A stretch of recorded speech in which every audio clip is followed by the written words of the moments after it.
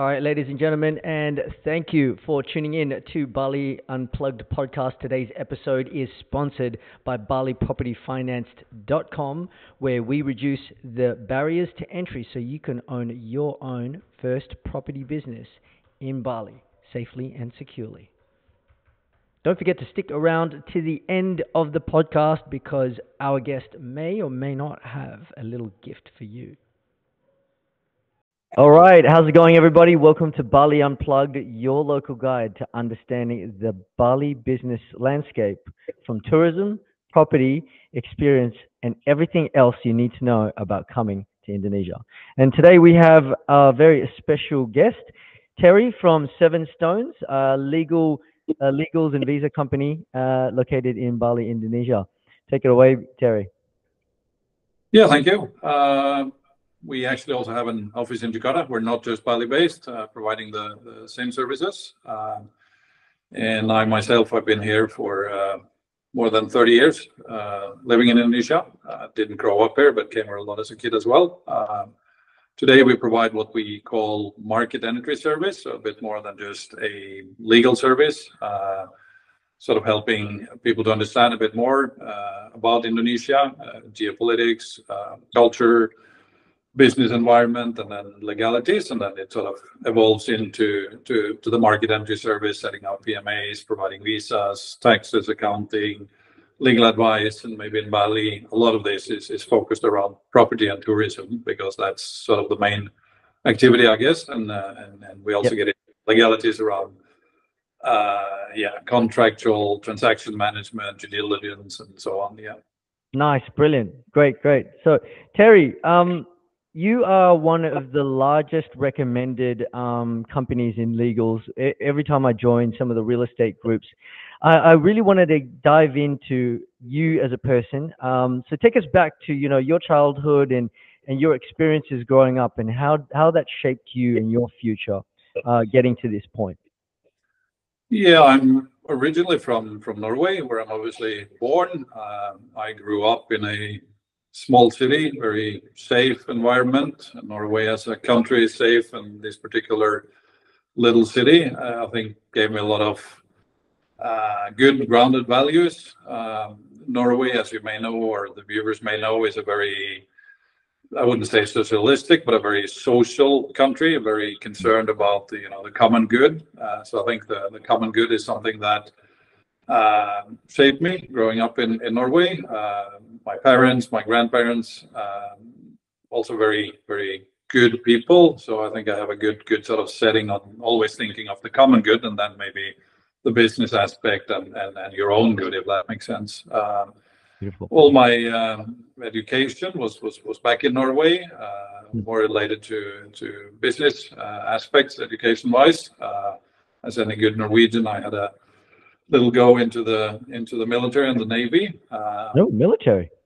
But my relation to Indonesia actually started already in 1970. I think was the first time I came here. In the sense that my parents, in particular, my father was here a lot, and eventually moved here, and I visited him through the years. And we actually have an auntie of my father was a nurse in a leper hospital up in Sumatra, which is one of the bigger islands in Indonesia, from 1926 to 1956. Indonesia has always been close to us, I guess, from a family perspective. Right. Okay. I sort of didn't plan to follow and move here. I was kind of doing business within hospitality, actually, in Norway.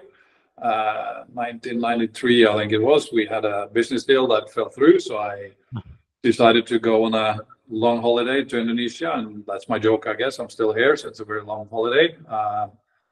Started off with a few businesses in Jakarta, and also worked within some fairly large Indonesian companies until about 2004.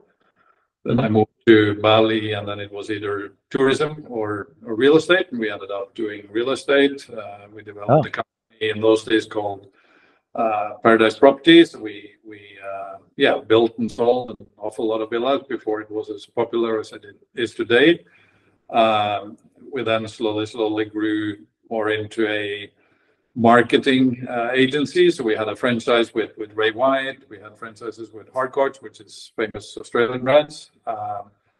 And through that process, I guess we realized that the biggest challenge to doing investments and what goes on in Bali was legalities. And 2016, we then opened Seven Stones with the aim to provide what we thought to begin with, what would be more in-house advice. But I think because we've always been very active in the space, doing talks, having good contacts in the government and so on, that people realized that they could take advantage of us in terms of legal advice, and that then grew into a business, and probably today our main business, even though we retain our real estate division and we look at how we can grow that. And then as an add-on to that, we, being Norwegian, we have a very good relationship with the Norwegian embassy and also the other Nordic countries, and that's how we sort of came to be going back into Jakarta, if that makes sense, to have an office there offering similar services, but a bit different in the sense that Jakarta doesn't have that much of hospitality and tourism. It's more renewable energy, waste management, tech businesses, and so on. Yeah, nice. Okay. So I've got a question, Terje. When you decided to move from Jakarta to Bali, and you were making the decision to go towards tourism or to go towards properties, what were you doing at the time in Jakarta? I was working with a corporation called Alatif Corporation. So that is still active. Abdul Latif is his name, an ex-minister and a business person, in particular in actually hospitality. He owns a few hotels. He has some shopping malls, and was actually also a minister, and that was my job, one of the director position there. I decided to move to Bali because my wife at that time, we since got divorced, but she was Balinese and still is Balinese. So we thought that would be a good space for our kids to grow up. So that was the main motivation. Coming to Bali. How old were your kids when you moved to Bali? My kids were then 3, 4, and 5 years old. 3 kids. Oh, quite young, yeah. Okay. And so when you were trying to make the decision, was it an easy decision to pick up and move, or was there a lot of things that you had to consider, like obviously schooling and then becoming a minimalist, or even just like getting rid of furniture that you owned, or? Yeah, I think coming and going to Bali, I was always attracted, like many others, to live in Bali. And at that time too, we could see that the sort of space of expat communities, schools and so on was improving. So we thought it would be a safe space for the kids, in the sense that Bali at that time had less traffic and still have less traffic than Jakarta. So the pollution level, security, everything was much more inviting. So that was the main motivation, and it was easy to do the move. It was kind of something we planned to do at some stage. So it was still very green at the time that you moved. Okay, so question: how do you balance your personal and professional life in Bali? Obviously, because there's so much things to do, and you've got kids. Tell us a bit about that. Yeah, I think to begin with, I had a very good balance, in the sense that obviously the motivation to move was the family and the kids, and I was fortunate to be involved in what at that stage was called Tango Club. Today it's more known as Finn's Recreation Club, but it started as a country club. I was part of building that. I was the first DM. We then built also Canggu Community School on the back of that, and I sat on the board for quite a few years. At that time, there was about 3 villas and 1 warung in Canggu, so it's changed a little bit since then. Just a little bit. I think that was one of the main drivers. Actually, that club was built more towards the expat community at that stage in Bali, and obviously the school, and that sort of created a wave of people. That's a beautiful place to live, and one thing led to the other. It took off and became I wouldn't say madness, but close to madness that we see today. So I think, with the kids, I was engaged business-wise into what they were doing, schooling. Eventually, I moved my Your kids to. Sorry. your kids are bilingual or trilingual? Oh, they speak Indonesian, they speak English, and they speak Norwegian. So they have three different languages. But then eventually I moved my kids to green school, and I had a short period on the board there too, because I saw that as a good change. Eventually they graduated in 2017, 2018, and 2019. So today there are two of them in Norway and one in Sweden. Oh, they're fully fledged adults now. Okay, Yeah. beautiful. How do you feel that Indonesia has really sort of shaped their education? Do you feel that it was enough to get them skilled enough to go out on the world on their own, or I think today and already at that time, up to a high school level, what you can find in Bali was sufficient and good. There are challenges growing up in Bali in terms of lifestyle and access to drugs, alcohol, and so on for kids. So that was a concern, but I think I was fortunate enough, and maybe a combination of an expat father and a local mom. They sort of found a balance, and it never was too much of an issue, even though they obviously went to expat schools and had their fun. I think there are many benefits in the sense that the international schools here have a very diversified sort of community. You'll easily find 30 different nationalities, and I think that creates a perspective towards the world being different. Religion, cultures, and so on becomes less of a threat. It becomes the norm, if that makes sense. yeah, And I think in particular, Green School, with its sort of rather extreme approach to social responsibility, eco aspects, and so on, it made them, I think the easiest way is to say better humans in a way. There are academical challenges, and when you sort of enter into a Western educational system, but I think with where the world is heading today, that made them. it was sufficient enough. Yeah, more than good enough. And I think the next thing we'll see now is universities to coming here and establish themselves in Bali as well. So their university training, I assume they went into university after high school. Yeah, today the oldest one, she was elected Miss Indonesia 2017, so she got a stint of show business in Indonesia. Wow, okay. This world top 10, I think. Yep. In Canada, she was very young, but she is continuing learning how to operate cameras, not necessarily being in front of camera, even though that is part of it. She's very motivated to, I think, one day come back and make documentaries and expose challenges that the Indonesian society see, in particular women's side. So that's her path. The middle one is more into interior, and she wants to go down in interior design, and obviously that fits with that's business. The younger one, I think, is into education on press and society, and may end up as some bureaucrat or a politician at some stage. She was the softest one as a kid, but is today maybe the firmest one in terms of education and attitude. So that's beautiful. You've steered your children towards very high social impact industries where they can really make a difference and make a dent in the world. That's nice. I think. Yeah, go ahead. Yep. So how has living in Bali influenced your personal growth and development? I think many good things. Again, I think the diversity of the society here is exciting. You find many personalities in good ways that is exciting and interesting to engage with. Values that I think the Balinese community, Bali culture, and Indonesian culture can show to the world. I think that togetherness, living in harmony, all of these aspects is very very exciting and good values. I think sometimes also the lifestyle concept is good, but can also be misinterpreted and take too much of your time, in the sense that people forget about reality sometimes and just get into that sort of party zone. So there are also challenges to they lose themselves. Yeah.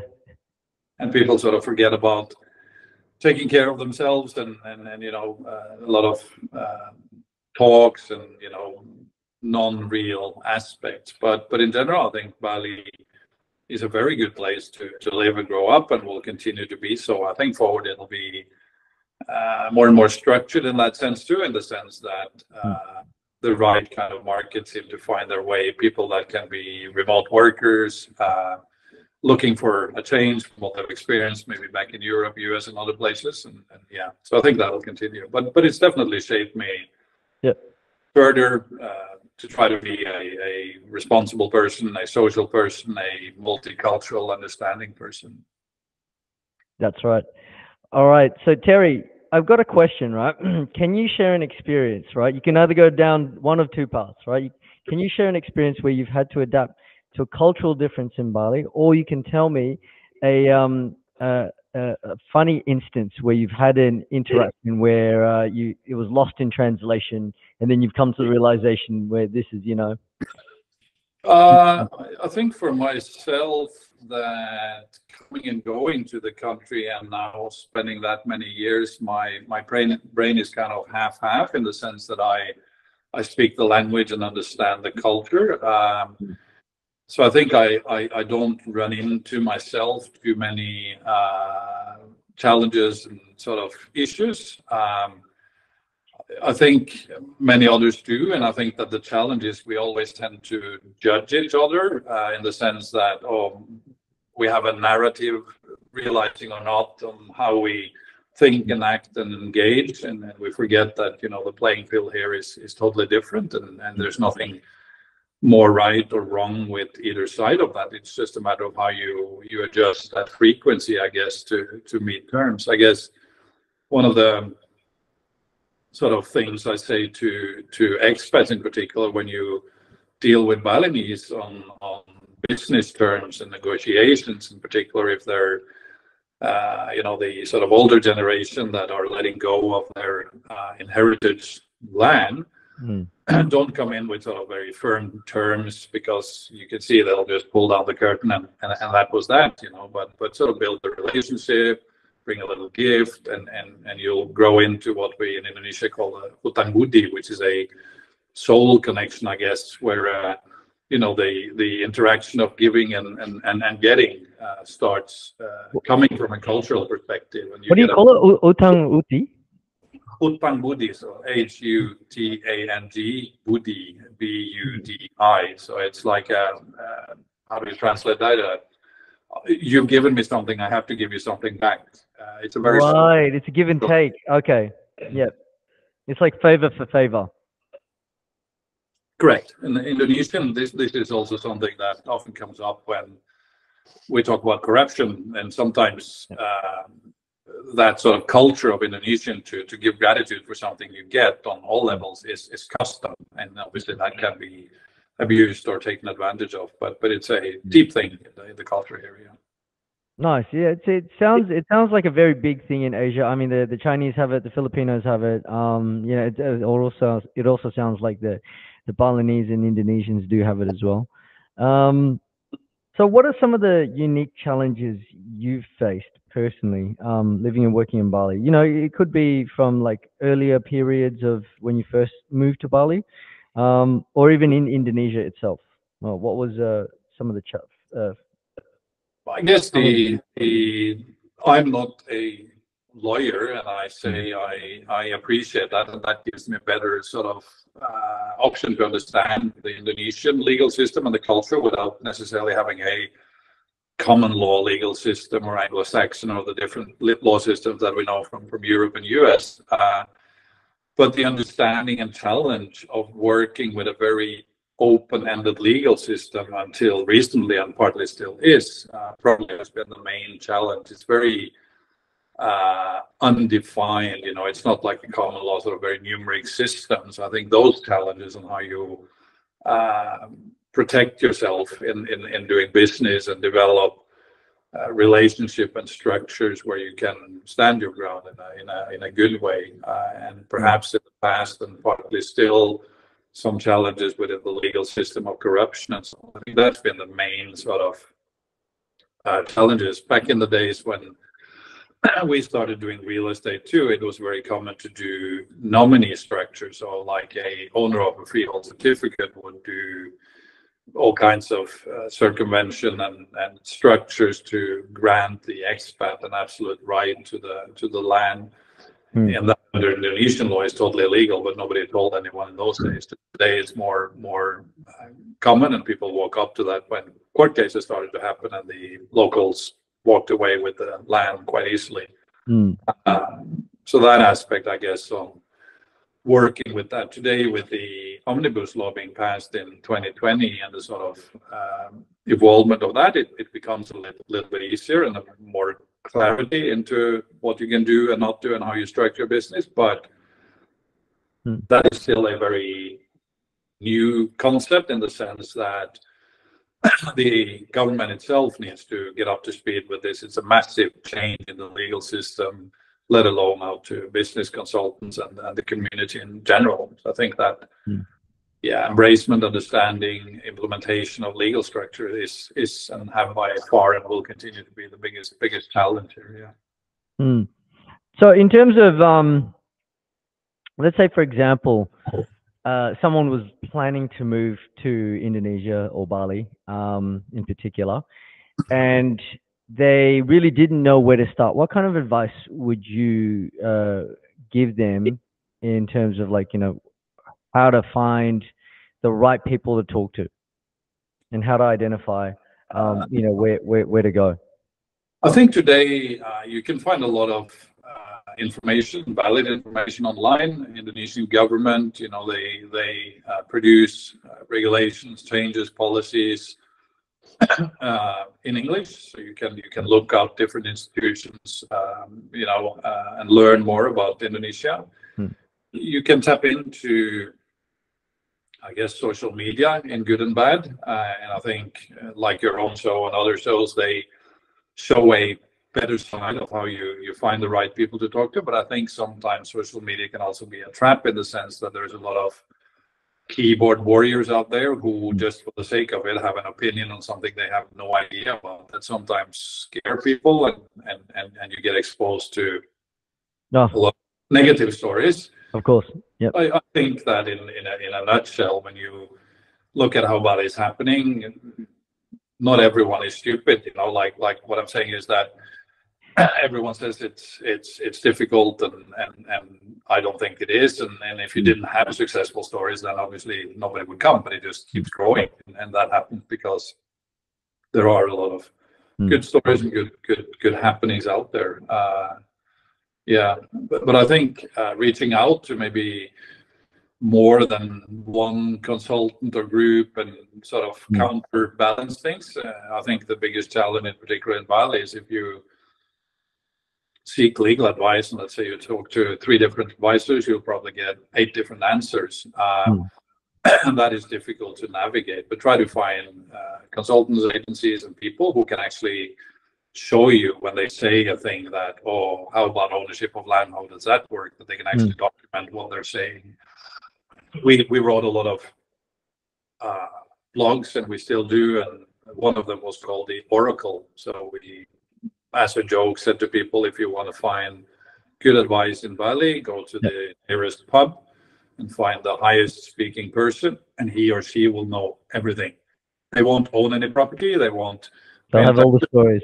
Breaks, So I think spend some time. Don't be too quick on moving. Try it out. Come here, talk to different groups. Spend some time in the different communities, different areas, and slowly develop your own feel for it. And I think for most people, they'll find a path. Some they realize then that this is not a place that they want to be or do business. But that's true. It's really, someone said to me yesterday that if you don't really belong on the island will find a way to kick you out. And it seems to me that's also something that a lot of people say. I think Bali, and some touches then on spirituality and how it talks to us, and I believe in that. There's a connection here that you feel, just walking off the plane. There's a different energy than many other places. That can be taken in a good way. It can also be taken in a bad way. And I think you're right. If you sort of are here just for sake of it and you don't fit in, people tend to disappear and fade off or struggle, and yeah, the island will get rid of them again. Yeah. Yeah, it's crazy. It's crazy. So, I think one of the biggest questions for that people who are looking to move or even invest in Bali is like, how can they be secure that if they send a deposit of 40, 50, $100,000 for a property, how can they be sure that this money is secure? What are the mechanisms that they can put in place to, or that are available to them, to ensure that their money is safe prior to the execution of their agreement? Yeah, I think a lot of people seem to forget about doing, due diligence. You see people coming off the plane, it's almost like they open their brain and take their brain and put it aside and do things they wouldn't even do back home. So I think take your thought process through, like what we just talked about, but also do a due diligence. Do a due diligence on what it is, whether this is a land plot and you want to build your own villa, or you're buying into a project. Get some background, zoning, build permits, all these aspects. You should actually invest into a proper due diligence. And I think that in itself is a challenge to find companies that do provide proper due diligence. There's a lot of what I call paper check, which is not enough. You should actually have physical checks happening on the ground on what goes on and not. And there's a lot of bad habits, loopholes that are being used. I guess the only way that you can actually do business and investments is by, in some shape or form, investing into a PMA or what we would call a PTY LTD. That is the only way, whether you take shares in that or you have your own company that then buy land, units, whatever it is. There's a lot of agencies and people and salespeople out there who say, oh, at least you can do that in your private name. And I say, the notary will probably say you can, and then you'll go through a process where you get a deed of a lease on a piece of land or a unit or something. But that is a very weak position to be in if you ever have any challenges. And in that instrument, too, the lease agreement itself, it's a concept that maybe we can talk more about ownerships and so on. But a lease under Indonesian law is a very vague title, if that makes sense. It's not a title, so there's a lot of things you have to think of and consider. It's more like a contractual agreement, if anything. Yeah, which is fine as long as everything goes well. But if it doesn't go well, it's very difficult to take to court and challenge. So I think, yeah, the due diligence and invest in a company, because if something goes wrong and you kind of like come as a private person, like my sort of favorite story about this is like, you have an expat that walks in and leases a piece of land or a unit in his private name. First thing that happens is that, we'll register only 50% so we can cheat on taxes, and it is actually tax fraud. The rest will do under table because the seller wants to save on that. And then you may say, the management company will run the business, I'm not involved, and they will sneak the money under table to me. That creates another tax level. Yeah. And the sort of end of that, the immigration issues and so on, at some stage you may have a legal challenge, whether with your operator or your landlord, neighbors, or whatever it is. And you can imagine yourself trying to come to court and say, hey, judge, I cheated on taxes here. I messed around with the operation and the earnings through a few years, but I really want to discipline my neighbor. They're not nice people, and I want my rights. It's just not possible. So set up as you would home, properly structured, company, comply with taxes and other aspects that you need to do in Indonesia. Yeah, that's so true, because a lot of the times, like, you hear people that they come to Indonesia, they come in like a cowboy and they think that they can just do anything. At the end of the day, it's like any other country. It has laws and regulations, and as long as you do the right thing, I guess you're not really going to get into any sort of trouble. No, I agree with you. I think that the Indonesian legal system and the culture here on the government is very welcoming. They'll help you find solutions as long as you're transparent and you're trying to do the right thing. If you're not, then we're back to that sort of they'll chew you up and spit you out, because they don't want. And I think the challenge that we see now with exceptional growth, the government is very aware of this, and their biggest challenge is manpower. But they will come onto it. I had a meeting the other day with the tax office. They know everything. It's just a matter of manpower and implementation. And you don't get caught today, you will. The enforcement will happen soon. Yeah, sooner or later. Yeah. Okay. So it's interesting that we're going down this route, because I went to the Bali Hotels Association yesterday, and I had some discussions with some people, and they mentioned that this whole eco tax, when you come through the airport, really impacts the ability for accommodation to be able to have their earnings. And I didn't really think it was a big of a thing, but a lot of the hotels were telling me that, yeah, it does. It heavily impacts the traffic through to their accommodation. What are your thoughts on this? And what do you think the reasoning behind the whole eco tax thing is? I think the reasoning is well motivated, and I think there is enough transparency into this to how it's structured that it will be used for what they say it will be used for, in the sense that they want to, infrastructure, garbage management, and so on. So I think the intentions are good. I read an article written by an Australian friend who sort of said, why is everyone complaining on this? Try to be in Indonesia and go to Australia, with what you'll be, cost of visas, cost of all kinds of things is much, much higher than for the other way to come into Indonesia. So he thinks this is a, storm in a glass of water. It doesn't make sense. Will it impact travel? Maybe for some parts of the market, but it's way too early for a serious organization, I think, like the Bali Hotels Association, to say that this is impacting. Show us data on this. They may have a drop in room, number of rooms, something like that, and they just look at left, right, center. Where can we sort of complain about this? If you look at the arrivals, I just posted a blog and an article from us showing that the month of February was actually, I think, the highest ever in terms of both international and domestic arrivals. So that doesn't make sense. Maybe what they feel is that more larger parts of the market find their ways into villas and other sort of non-registered accommodation. So it's really, okay. So it's not necessarily government regulation; it's more just market inflows from different, industries. Okay. Yeah, I think we've seen this trend for a long time, that people are not as interested as they was to sort of, read a book around the pool and drink pina coladas, and they want experiences, they want to be in a community. So villas makes a lot more sense, and I think the hotels, they need to adjust to that. The markets they can get, maybe still Chinese, Indian, some of these big tour markets, by all means, some other operators, but more and more people that come as families or individuals, they'll seek villas and other accommodations. So I think that's more the challenge, how that is not a threat for them, but a time and something they need to get used to, and they need to upgrade, what they're doing and providing to be able to fight that, I guess.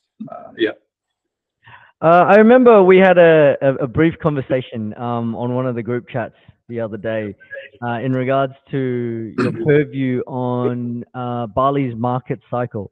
And there's a lot of contention around this topic, whether it really is a cycle, or it doesn't have a cycle, or it's cash generated. Tell us more about your purview and how you view, the Bali property market cycle. Yeah, I think I've seen it for more than 20 years. And I think one of the sort of things that I take up, that the first argument for Bali and the threat of over-tourism was 1934 in a Dutch newspaper. So that's almost 100 years ago. You then had the World Bank getting into developing Nusa Dua in the 60s and 70s. And, that was kind of also worded that this will create mass tourism, that at some stage may threaten Bali. And I think the biggest challenge we have is that we have very little tangible data. We have no real data to sort of, we can see people coming in, going out, tourists, oversupply in terms of villa sales and so on. It's very difficult to come up with real data. I think that we have some challenges, traffic, infrastructure. I think that will come. But I think now with some companies now starting to offer finance, mortgage for expats. That will break through and all the banks will follow. I think we'll look at a much larger market. I think the threat now is more towards an oversupply of small units. They still call it villas, but they're built on less than 100 square meters, several floors, a little plunge pool. That kind of market, I think, will reach a peak, and you know, the 30-40% ROI that people are expecting will adjust back to normal. But I kind of said in some of these, you know, topics and seminars and whatever else that we talk, that I don't think we've seen anything yet. I think it'll just keep coming because you're at a tipping point. More and more people. Sometimes you see expats like myself who's been there for a long time. We complain about the change and we complain about the new people coming in, the Russians, the Indians, the whatever. And I say, well, you know, we're to blame because we promoted the great lifestyle, and everyone, or a lot more people, obviously, when it comes. So the best way to solve that is to then cap, say 6 million. That's it. Tourists that are allowed to come in. 2,000 residential, and those of us who's been there the longest, we need to leave and allow this spot for others. So I don't think it'll stop. I think it'll continue to evolve. I think it'll have little time frames or periods where it flattens a bit, but it'll continue to go up. It's still heavily undervalued and a lot of opportunities, but hopefully forward a better regulated, compliant market finds its way in. So do you feel that because there's sort of not so much regulations, but obviously there's regulations coming in, and as well as in terms of the data, there's a lack of data is because there's a huge digitization process that has to occur prior to this? Is that something that, you know, do you have any insights on this area? Yeah, I think the culture of how we do investments and business here needs to change and be enforced in terms of regulation. Like if today you're buying a freehold property, the government will have what they call a tax value, and they will call this spend or the government sort of value that they will allow that to be transacted at, which may be less than market value. So you have a discrepancy on that, let alone what goes on in the lease market, where sometimes what we will report in is half of what is actually the real value. So it's very difficult to say what it is. Like I can take a client and walk down the street and show them $1 million villa, and the first question they will have is, "Oh, is that a good deal?" And I'll say, "Yeah, that's a good deal." And they go like, "Well, can you show me?" And it's like, "No, trust me." It's difficult, but I think it'll change. I think the government now are pushing to digitalize everything. There's a few web pages developed. There's groups in Bali doing more work. They're looking at different ways of maybe web scraping, you know, whatever is out there, listing values, and then you can find the discrepancy, I guess, between, you know, real value and listing value. And at that stage, you know, an AI and you know, joint effort will be able to show a market. And what will then happen is that, you know, sophisticated investors will find their way in, you know, family investment funds and eventually superannuation funds. The superannuation funds is already finding their way in through what we talked about a little bit before in mortgage and so on. So that is happening, yeah. Yeah, definitely massive channels, especially from you know, Australia and whatnot. A lot of people are looking to retire here, and they're pulling out their SMSFs. So, Terje, you know, how do you see Bali's future in terms of both of its economy and its role as a, you know, a global hub for entrepreneurship and creativity? I think 80% of the income, direct or indirect, for Bali has been generated through tourism. The next big thing for Bali, believe it or not, will probably be gas, in the sense that there is huge gas reserves north of Bali that is just about to be developed. So that will create another leg for the Balinese economy to stand on. Really? BP is close to start drilling to explore this. But I think forward to that, it has a lot of opportunities to become that hub, in the sense that it attracts entrepreneurs, digital nomads, remote workers. The central government, more than anyone, realizes all this potential, so they push for, you know, tech-savvy people to be attracted, and at some stage they need to come on the pitch to develop facilities and environments for that. Now it's kind of organically happening in between Indonesians and expats coming in. Health tourism is a big drive from the central government, and they're developing facilities for that. I think that will make an impact and a change, and will become a thing, probably more. When you say health tourism, do you also mean like not only just like health and wellness, but also like the medical tourism industry? Yeah, so Indonesia has launched what they call health tourism industry, and there's many reasons for that. But one is that Indonesia sees a massive capital flight of their own people going to Singapore and Malaysia and Thailand and other places. Yep. So that's one motivation to keep their own people and do treatments here. And there are several hospitals being built. You can see in Sanur there's a special economical zone for this, where big international names are involved. That I think creates an interest from big Indonesian companies and foreign companies that want to come in. Indonesia just passed what we would call omnibus law for health, so it's easier now for health workers, particular doctors, but also others, to come in.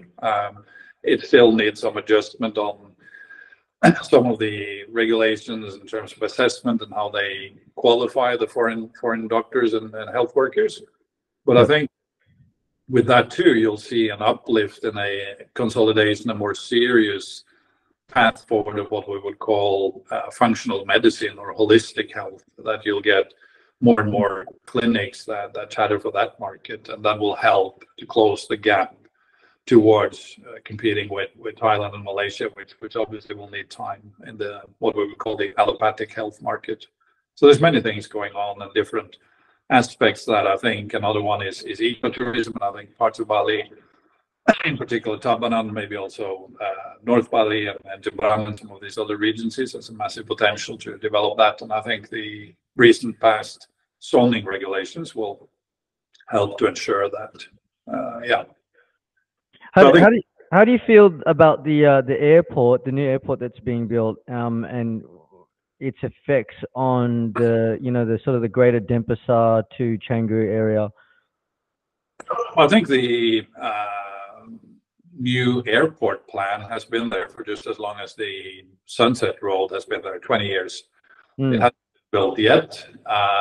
The president or new president that will come, Prabowo, that was actually finally made official yesterday that they are the winner of the election, did make that promise that if he gets elected, he will build the second airport up north, probably northwest. I think it's beyond point of no return. It will happen and has to happen, and will open up in a different way other parts of Bali. I think also, you probably remember around Christmas we could see social media about people running on the toll road with suitcases to catch the plane because of the traffic issues. Yes. That sort of woke up the central government to realize that we have to do something. So I think now the train options, they will probably start building already this year, September, October, the sort of first trench from the airport to the Seminyak area, and that will continue. There was another article from the Minister of Public Works saying that he aims at also the toll road from Mengwi to Gilimanuk to start also this year, September, October. So there's a lot going on, and I think that will open up Bali in a better way and more accessible, and probably take off some of the pressure and burden that we see now with, like back in the days, you could do day trips to Uluwatu and Ubud. Living in Canggu today, nobody does that. Well, but it's painful in terms of traffic. So now you see people, they stay 3 days in Ubud, 3 days in Canggu, 3 days in Uluwatu, or they figure out I like on the Uluwatu, that's where I want to stay. Yeah. That's when they take up base there. Yeah. So we've obviously talked about the social impact of the new airport, and how do you see like the environmental impact of Bali's growth, like its sudden exponential growth, especially after COVID? How do you see that really affecting the green zones and what's going on in terms of nature in Bali? Do you feel like there's a stable plan that the Indonesian government has in place, or? Oh yeah, definitely. I think my first sort of controversial comment on that is when people talk about it's sad to see rice fields being converted into developments, and I agree it is, but the first ecological disaster for Bali was actually the exceptional growth of rice fields, and it's messed up the issue. We have challenges with like well and the groundwater sort of sinks in certain areas like Canggu and other places. But the biggest challenge that changed and created a water shortage for Bali was that from the 1970s, you can see number of rice fields are growing exceptionally, and at the same time Wow. they changed from what the Balinese would have a 210-day cycles on their rice harvest, which would be done around the rainy seasons. They would take overflow of water. They then changed from the government to do 2 to 3 seasons in a year. And when you know that today to grow 1 kilo of rice, that will absorb 3 cubics of water, you quickly understand that the issue is not really the tourism, even though there's many things that can be done on that. But that is still taboo and wholly about it. But there's a much bigger issue.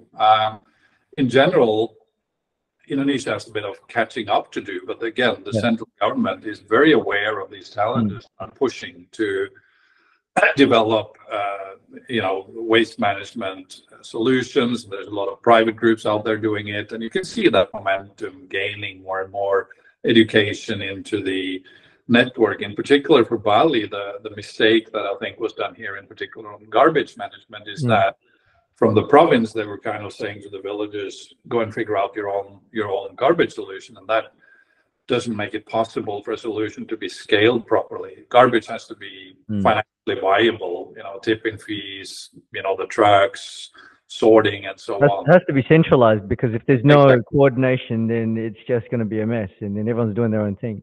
And as an example, we know from organizations in Norway that is very heavily involved in this. We're trying to get a thing going, in particular in Tabanan and other areas, and they give up because of that bureaucracy and lack of central government. Then they went across the strait to Banyuwangi, and today they're killing it on garbage management there. So hopefully, really, there's some time. But the central government is very aware of this. Indonesia has made another target of becoming carbon neutral by 2060. So renewable energy is a big thing, and they're doing it. There are challenges. There are bureaucratic challenges. There is political challenges. There is investment challenges. But definitely, I'm very upbeat and positive that will come. Yeah, it sounds like you're really on, you're on the pulse here, Terje, in terms of a lot of the government regulation and how the government decides to move. I guess one of my last questions would be, how do you feel like the whole move of Jakarta from the capital city from Jakarta to, East Kalimantan, how do you think that may affect, investment and, social impacts over the next 10 years, 15 years in Bali? I think in general, if you look at Indonesia as an economy and a country, it's trying to position itself, as it always has, geopolitically neutral, so that attracts investments. US, Europe, Chinese, Russian, Indonesia don't really care as long as you invest in their terms. So I think it becomes a safe haven after COVID, and what we see, the sort of Western Chinese geopolitical issues, and now Europe has their issues. So you can see the Indonesian economy in general is very strong, and actually seen as one of the strongest economies in the world. I know a lot of people, miss out on that point. But I think forward, there's no end to where this will go in terms of growth and so on. So I'm very positive on all over Indonesia and also Bali that we will have a better future, more organized, structured future in any aspects. The big question mark, I guess, was the elections, and that now seem to find its way. And we'll still see a little bit of pushing and pulling here and there, but I think it will settle in, and by October we'll have a new government who will continue into the path that we're on already. Massive. Yeah, so a lot of people have been saying that Prabowo is probably like the best choice, and it certainly showed in the election. We've talked about politics. We've talked about your personal experiences, Terje. The last question here is, what advice would you give to someone who is starting to look at building business in Bali, as well as maybe possibly moving? Well, I think back a little bit to what you were asking about the new capital. That is a plan that Indonesia has had for a long time to actually move the capital. It started with their founding fathers, Sukarno. It's just never been implemented, and I think that will become something like Brasilia, Canberra. There's many countries who's done that, so they'll have a Mm. bureaucracy sort of detached a little bit from the business. Maybe that helps in corruption. I don't know.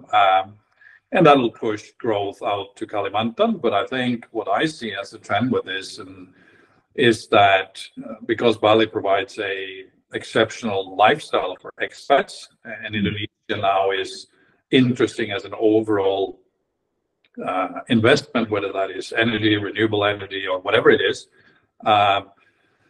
They see Bali as a place where they can base themselves. They can easily fly up to the new capital. They can easily fly to Jakarta. They can easily fly east. So I see a lot more substantial big companies looking at where can we put our expats, is there office facilities and so on. So I think that'll benefit Bali. I think the best advice again, tap into the right circles, tap into networks like your own and others who has a serious and good agenda, exposing a lot of the challenges, helping people to guide the networks, like we talked about a little bit before. There's a lot of misinformation, and maybe we'll call it gossip out there that doesn't help us, and then you get into one of these rabbit holes, and obviously change your mind pretty quickly. But I think for anyone, Bali and Indonesia can offer a lifestyle change, a massive opportunity to have a good life, different from maybe the Western world. I see a lot of that in our business of what I call the lifestyle change. People are tired of what they experience, the career, whatever it is that they're doing, and they want to have time with their kids. They want to have, time with themselves. And they may pull the plug and sell a house they inherited from grandmother, grandfather, or parents, and then move here, and then they can get so much more. But be structured, be smart about what you do and how you do, and all the things we've talked about, due diligence, setups, and legalities, and so on. That's it. Yeah, make sure you have your thinking cap on and don't leave your brain on the airplane. Yeah, correct. Yeah. So, Terje, we've had an amazing discussion. It has been a pleasure having a chat with you. If people wanted to reach out to you, how can they contact you? And do you have anything special that you have to offer any of the viewers watching today? I think what we are known for, Seven Stones, is an overall sort of knowledge, in the sense that we tap into central government, provincial government, cultural knowledge. So we provide an overall view, which I think is valuable to people, in the sense that we understand where Indonesia is going, where it is, and where it's heading. I think our services do cover that. Sometimes you can find a good, brilliant tax consultant or legal advisor, but the sort of overall aspect is that a legal decision can impact taxes, or the other way around. We can identify that early. And I think for myself, I'm known to talk to a lot of people, and I'm happy to talk to anyone from your network, free of charge anytime. We'll figure it out, whether that is online or we actually meet. And I often get the sort of what's your fee? And I said a chocolate cake and a cup of coffee is kind of my standard answer to that. So I'm happy to engage with people and help them to seek the information they're looking for, and get onto a structured path of what they want to do. Yeah. Amazing. Thank you so much, Terje, for being on the podcast. And thanks, guys. Thanks for tuning in, and we'll catch you in the next one. All right, ladies and gentlemen, and thank you so much for tuning into the Bali Unplugged podcast. This episode was sponsored by BaliPropertyFinance.com, where we reduce your barriers of entry so you can easily acquire a property business in Bali.